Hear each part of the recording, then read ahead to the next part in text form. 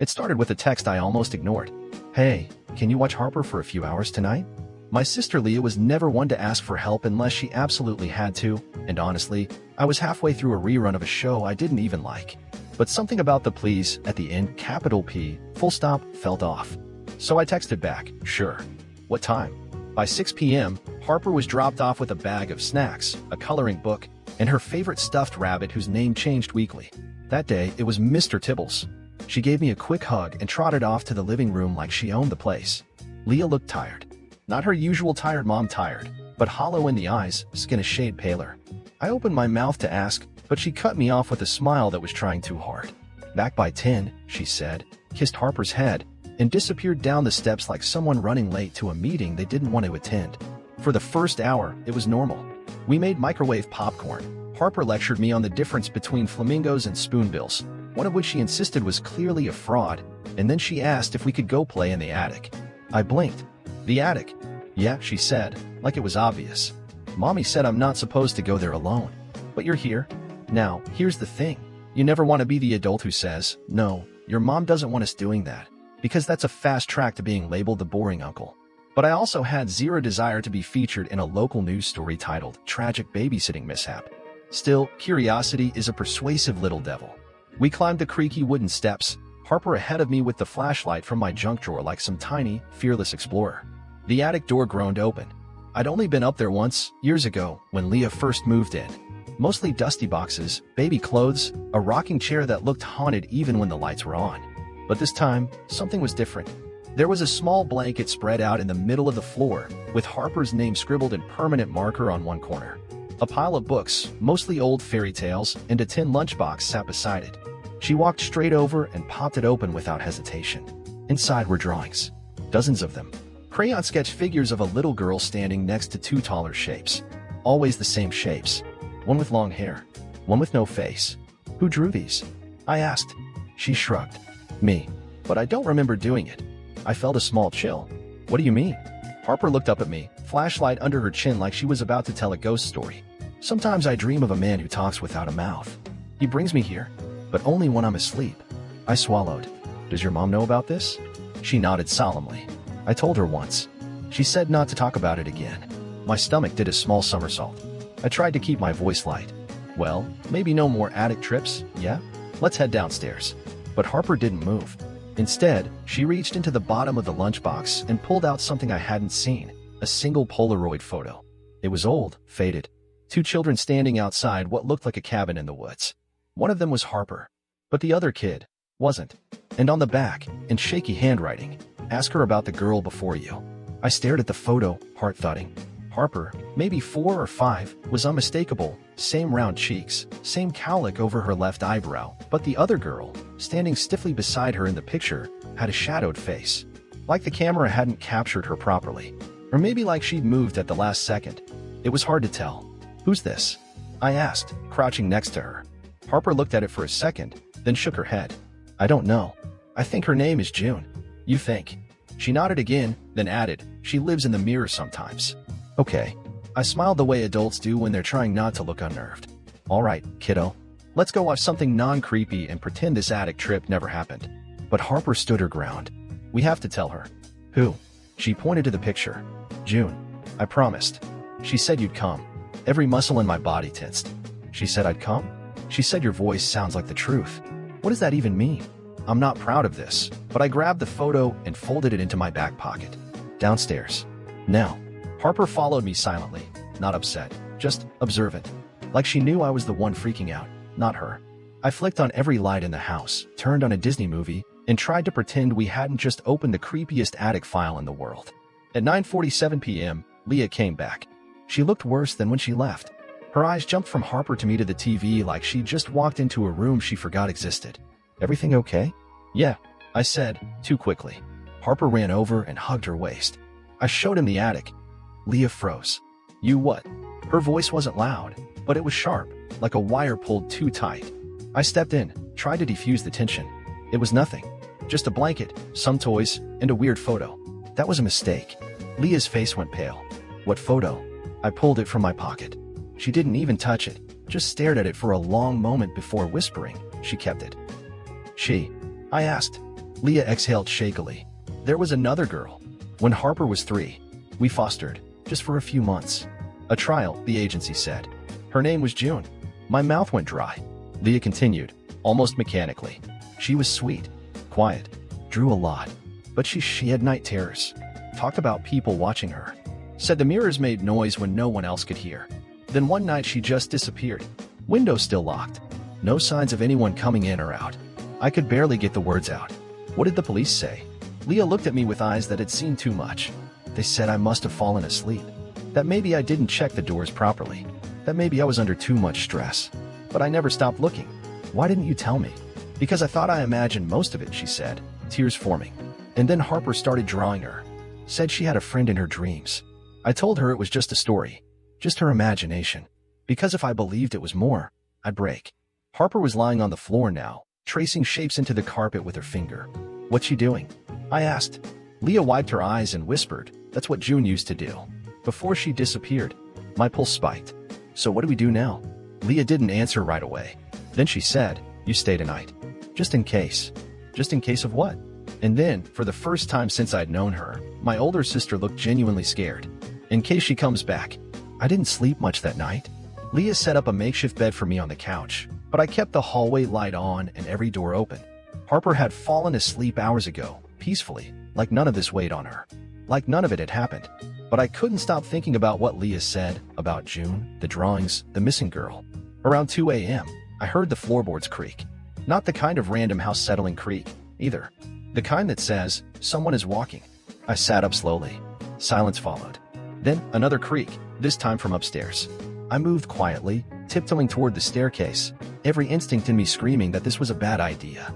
But I didn't want Leah or Harper to be the one to find out what, or who, was making that noise. The upstairs hallway was lit by a nightlight shaped like a cloud. Harper's door was cracked open. I pushed gently. She was asleep, one arm flung over Mr. Tibbles, the stuffed rabbit. Nothing looked out of place. I took one step into the room and froze. The mirror on her closet door was fogged over, like someone had breathed on it. Slowly, I stepped closer. There, scrawled in the mist, were 3 words. She's not done. My breath caught. I didn't touch the glass. I didn't need to. I turned and walked out, not wanting to wake Harper or make noise. I went straight to Leah's room and knocked. It's 2:17 a.m., she groaned. I know, I whispered. The mirror in Harper's room, that got her attention. She was up instantly, slipping into slippers and a robe. When we entered the room together, the mirror was clear. No fog, no message. Just my pale reflection and Leah's next to me. It was here, I said. I swear. Leah stared at me, then at the mirror. She used to write in them, she said quietly. June. Not with a marker or lipstick. Just her finger and breath. Said she could talk that way. Said they were listening. I was about to ask who they were when a sudden sound made us both jump. Harper. Sitting straight up in bed. She's in the hallway, she whispered. Who is? Leah asked, but Harper didn't answer. She just lay back down, eyes wide open. We checked the hallway. Nothing. No sounds. No one. But on the floor, just outside Harper's room, was another Polaroid. This one of Leah. Young, maybe high school, sitting on the steps of what looked like her childhood home. In the photo, behind her shoulder, stood the same blurry girl, June. And on the back, it said, ask her what she forgot. Leah stared at the Polaroid like it was a ghost she thought she buried. This was taken when I was 16, she whispered. That's Mom's old porch. Her fingers trembled slightly as she turned it back and forth, as if expecting it to disappear or morph into something more innocent. But it didn't. It stayed just as it was, her, sitting casually on the steps, and that same girl, June, shadowed and grainy, standing behind her like she'd been there all along. Leah, I said slowly, why would a photo from your teenage years have a girl in it you didn't meet until you were a foster parent? She didn't answer. Just swallowed hard and sank into Harper's desk chair. I don't know, she said finally, and it sounded like a lie even as she said it. You forgot something, I said, not accusing, but nudging. Something important. She didn't argue, just nodded. Then she looked up at me with a face that somehow made her look both older and much younger than she was. When I was a kid, she started, I used to wake up with these drawings in my room, taped to my wall, but I never remembered making them. Mom thought it was just my imagination. What were they of? A girl. Same one Harper draws now. So, June. I didn't know her name back then. I just called her Mirror Girl. That hit me like a punch to the chest. You're saying she's been following you since you were Harper's age? Leah nodded. Or maybe I followed her. I don't know. Why didn't you ever say anything? Because she disappeared when I turned 10. Just gone. The drawing stopped. The dream stopped. I figured it was some long phase. And then, she looked toward Harper's room. Then she came back. I felt cold in places I didn't know could feel cold. Do you think she's trying to tell us something? Maybe, Leah said. Or maybe she wants something. That word hung in the air. Wants. Like something unfinished. Something owed. I sat on the floor, the Polaroid still in my hand. What if June isn't just a foster kid you once helped? I said. What if she was always connected to you, and now to Harper? Leah went silent again. I watched her eyes shift like she was rewinding a memory frame by frame. Then, very quietly, she said, there was a night I can't remember. When I was 10, Mom said I had a fever, but there were no symptoms. Just one night, totally gone. A blank. And the next morning, Leah whispered, my mirror was gone. I blinked. Gone. Removed. Like it had never been there. And when I asked her why, Mom just said, you don't need to see her anymore. I stood. Leah, I think we need to talk to Mom. She looked up at me. She died 6 years ago. Yeah, I said, already grabbing my coat. But her journals didn't. We hadn't been to Mom's house in years. After she passed, Leah kept most of her things in storage, boxed up in a climate-controlled unit on the edge of town. The key was still on her ring, a little bronze tag marked Willow Store 116. We drove in silence, the streets empty and dark, Harper asleep in the back seat, blissfully unaware that her mom and uncle were chasing shadows. The storage place hadn't changed. Same keypad entry, same flickering security light near the office. We unlocked the unit and pulled up the heavy door with a groan. The inside smelled like old paper and lavender. Mom's signature scent. Her boxes were neatly stacked, labeled in her tidy cursive. Books, photos, winter decorations, mementos. But one box near the back was marked with only a single letter, J. Leah reached for it with both hands, hesitant. I didn't pack this one, she said. I don't remember seeing it before. She popped the lid open. Inside were journals. 5 of them, all leather-bound, all worn at the edges. And tucked between them was something else, a small hand mirror, wrapped in tissue paper. Leah's breath hitched as she lifted it out. It was old, antique style, silver framed with delicate carvings around the edges. It looked like something from a fairy tale. I remember this, she said. It used to hang above my dresser. She turned it over slowly. On the back, scratched faintly into the metal, was a word. June. She wasn't a foster kid, I said softly. She was yours. Leah shook her head. That doesn't make sense. Not yours like your child. Yours like your mirror twin. Your shadow. Something born with you. We stared at the mirror in silence. Then I picked up the top journal and opened it. The handwriting was Mom's. The first entry was dated January 12, 1994. I flipped forward. February 3rd, 1998, she saw the girl again. I don't know if she's real or imagined. But every night she draws her. Every night, she says her name is June. Further down, I tried to remove the mirror, but she keeps asking where June went. I can't keep pretending this is nothing. Maybe it's time to do what my mother did. Leah's voice cracked beside me. What did her mother do? I kept flipping. March 15th, 1998. It took 2 weeks, but the drawing stopped. I think the tea helped. The one Nana used to make. She said it silenced the mind's reflections. I only used a drop. She won't remember. She drugged you, I said, to make you forget. Leah looked stunned. But that means June was real to me, not imaginary. And Mom didn't want you to remember. We stared at the mirror again. It was resting on the lid of the box now, reflecting the single overhead bulb. But something about the reflection looked off. Skewed, almost deeper. I leaned in. Do you see that? Leah nodded slowly. It's not reflecting this ceiling. And then Harper, sleepy-eyed and clutching Mr. Tibbles, whispered from behind us. She's awake now. We spun around. Harper stood barefoot in the doorway of the storage unit, hair tousled, eyes wide but calm, like she'd just wandered into the middle of someone else's dream. Leah rushed to her. Sweetie, what are you doing out of the car? Harper didn't answer. She walked past both of us, straight toward the mirror, and reached for it with slow, deliberate fingers. She's waiting, she whispered. I stepped between her and the mirror. Nope, no one's touching anything until we figure out what this is. Harper didn't protest. She just looked at me with a strange kind of pity. You don't remember either. I blinked. Remember what? She pointed to the mirror. You used to see her too. Leah and I locked eyes. What is she talking about? I asked. Leah opened another of Mom's journals, flipping until her fingers stopped on an entry from October 2001. Brady had a nightmare. Said there was a girl in the mirror with no mouth. Said she was trying to whisper but had no words. I told him it was just a dream, but it's happening again. My skin prickled. I was 6. And you forgot, Harper said softly. Just like Mommy. I crouched to her level. Harper, what does June want? She looked at the mirror, then back at me. To be seen. To be remembered. She's lonely. The air in the storage unit felt tighter suddenly, like we were breathing secondhand dreams. The mirror shimmered faintly, not a reflection, more like a pulse. Leah's voice was barely audible. What if she's not trying to hurt us? Then what is she trying to do? I asked. And then Harper said the words that chill me the most. She's trying to come back. We all froze. The journal slipped from Leah's hand and hit the concrete with a thud. Back from where? I asked. But Harper only looked at the mirror.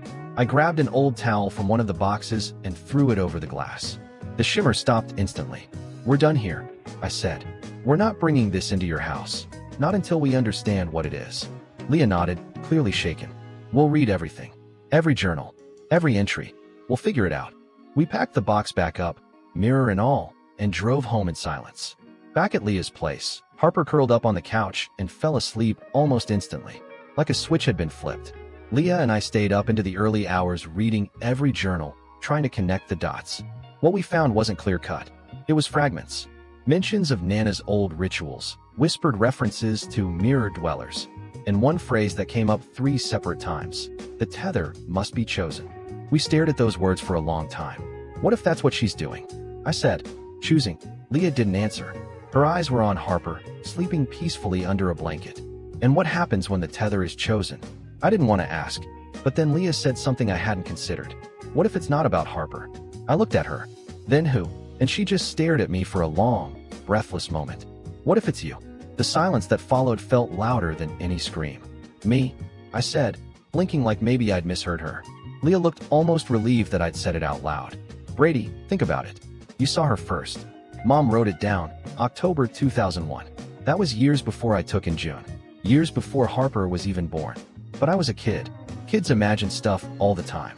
Not the same girl your niece is seeing now. Not if Mom had to write it down. Not if she tried to erase it from both of us. I leaned back against the wall, the gravity of everything pressing on my chest like a weight I didn't know I'd been carrying. So what? June's not a ghost? Not a foster kid?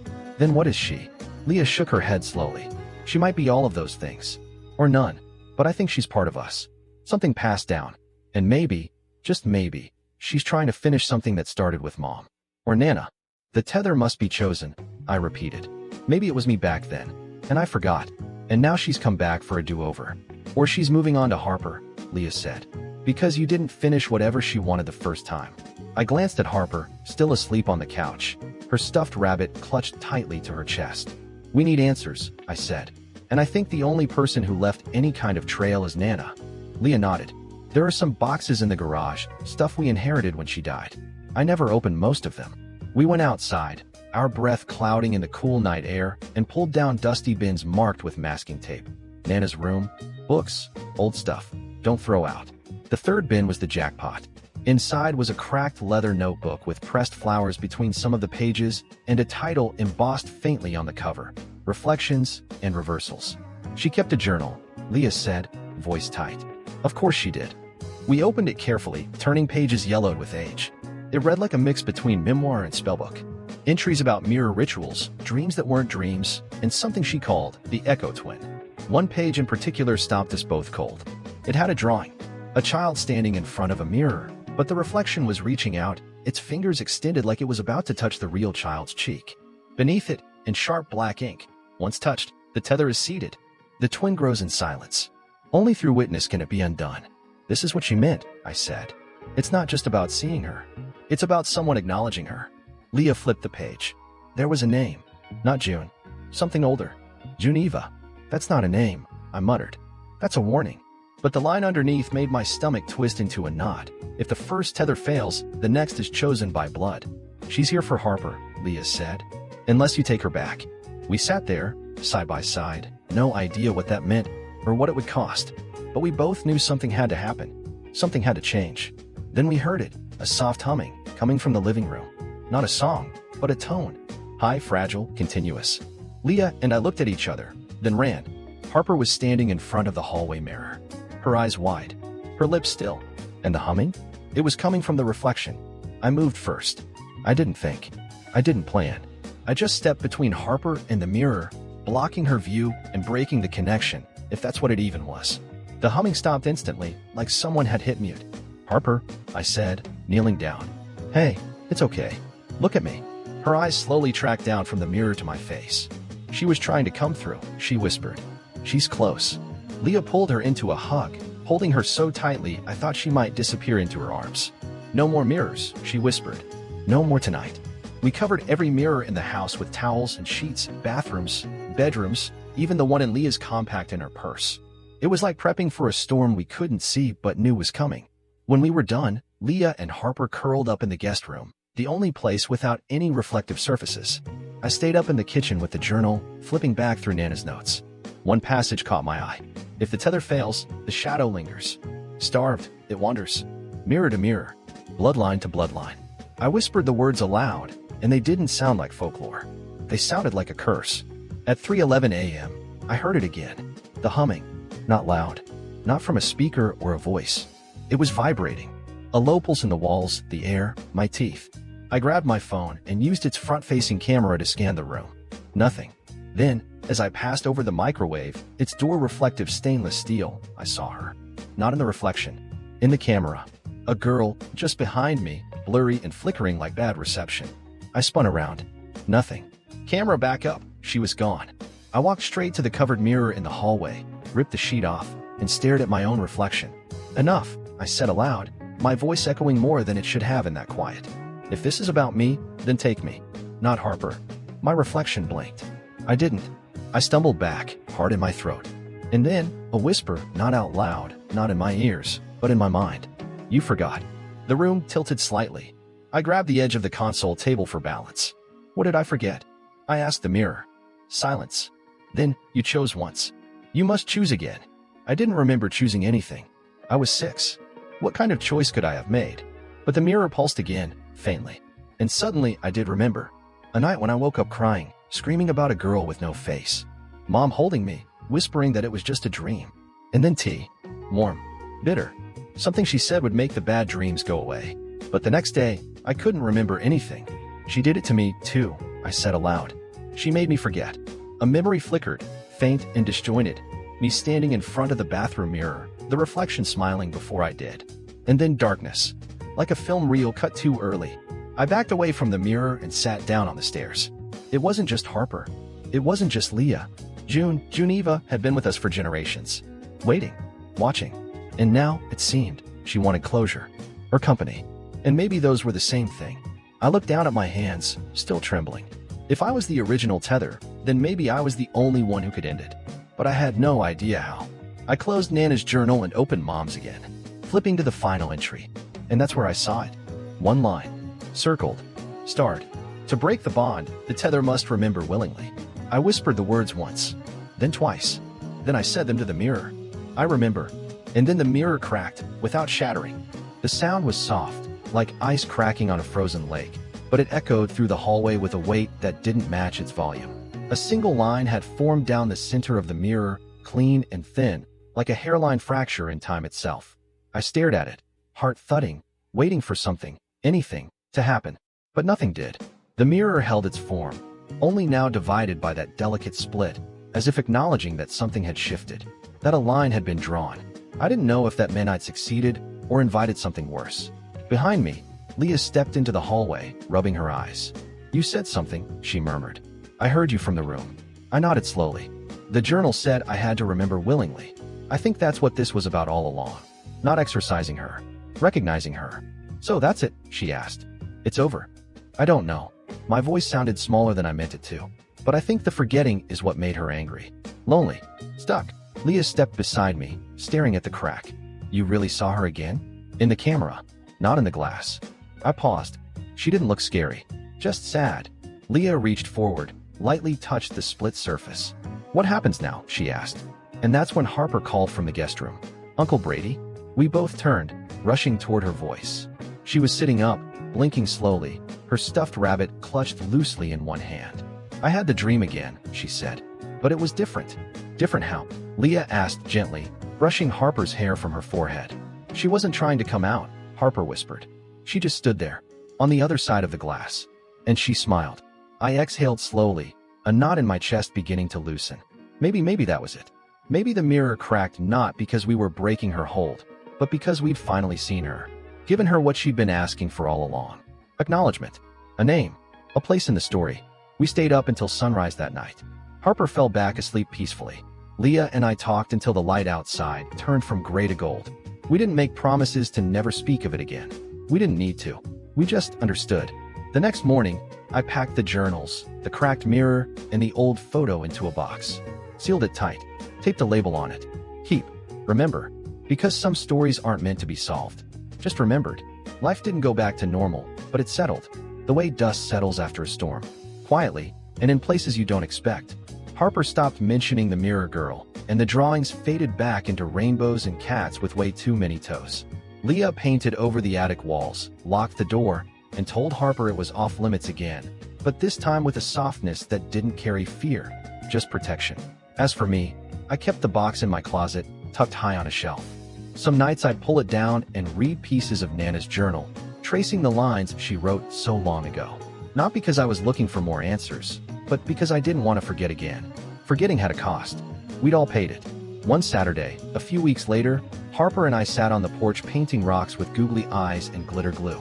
She looked up from her polka-dotted masterpiece and asked, "Uncle Brady, do you think June is still in the mirror?" I paused, unsure how honest to be. "I think she lives where we keep our memories," I said. "And as long as we remember her, she doesn't need to hide anymore." Harper nodded, like that made perfect sense. "Then I'll remember her forever. Even when I'm really old and my hair turns silver like jellyfish." I laughed. "That's a deal." And then she added, almost as an afterthought, "She told me to say thank you." I blinked. When? Harper just smiled and went back to painting. I didn't ask more. I didn't need to. That night, I stood in front of my bathroom mirror, brushing my teeth, when I noticed something strange. Not a reflection. Not a crack. Just a lightness. Like the space behind the glass wasn't holding its breath anymore. I leaned in, not expecting anything, and whispered, "You're welcome." And maybe it was my imagination, or maybe it was something else entirely, but I swear the mirror seemed to breathe back. Weeks passed. The heaviness that had settled in Leah's house lifted, little by little. We didn't talk about it often, not because we were afraid, but because we didn't need to. It was no longer a shadow hanging over us. More like a thread woven into the background, quiet but still present. One afternoon, while helping Leah clean out the garage, I found something odd wedged behind a box of old holiday decorations. It was a children's book, hardcover, worn edges. The title, The Girl Who Watched from Glass. I didn't recognize it. Leah didn't either. Inside, the front page had an inscription in faded ink, to Jay. "For the memories you'll keep, even when you don't know you have them." "Jay," Leah said softly. "For Geneva?" I nodded, flipping through the pages. The story was simple, almost like a fable. A little girl trapped behind mirrors, watching her family forget her, waiting for someone to remember. Not to rescue her, just to see her. By the end, the girl isn't freed, but she's not alone anymore. She lives in reflections, not to haunt, but to listen, to remember for them. The last line read, "And so she stayed, not lost, not found, but seen." I closed the book and felt a familiar ache in my chest. It wasn't fear. It was something closer to grief. And gratitude.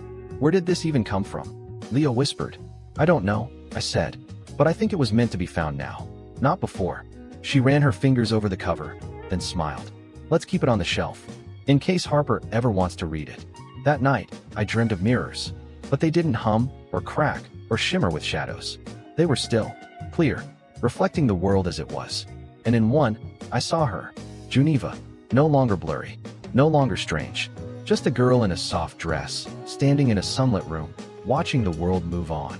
She smiled once, then turned and walked away, not trapped, not tethered, just free. I woke up with a strange peace in my chest, like a knot had finally unknotted in my sleep. It wasn't like the ending of a movie where everything ties up perfectly, but it felt like something had gently closed. I made coffee, sat at the kitchen table, and watched the steam curl up from the mug, dancing in the morning light. Across the table, Harper was drawing with markers, humming softly to herself. I couldn't help but glance at the hallway mirror. Still cracked.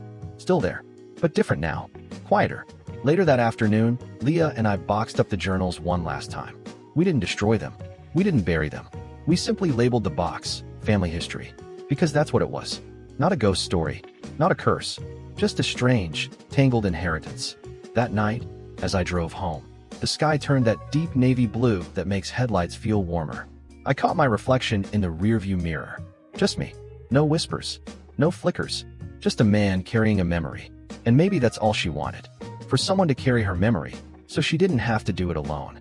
As I pulled into my driveway, I thought about that first photo Harper found in the attic. The one with the other girl. The one I now knew was never truly a stranger. And for the first time, I smiled thinking of her. The girl who watched. The girl who waited. The girl who, in the end, didn't want revenge or fear or rescue. She just wanted to be remembered. And she is. In Harper's drawings. In Nana's words. In the mirror I never replaced. And in me. Because sometimes, the scariest stories don't want to hurt you. They just don't want to be forgotten.